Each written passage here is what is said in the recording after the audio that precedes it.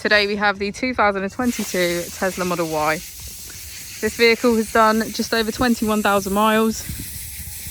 It has an automatic transmission and a fully electric motor. On our user interface, we're met with an overview of the vehicle. This allows us to open the bonnet, charging port and boot, all from within inside the car. If we click on our Tesla icon in the bottom right, we can access our controls, dynamics, charging, autopilot, schedule, safety, service and software.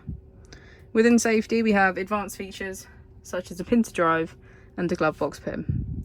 If we go back into software and click on additional vehicle information, we can get a deeper analysis of the vehicle spec.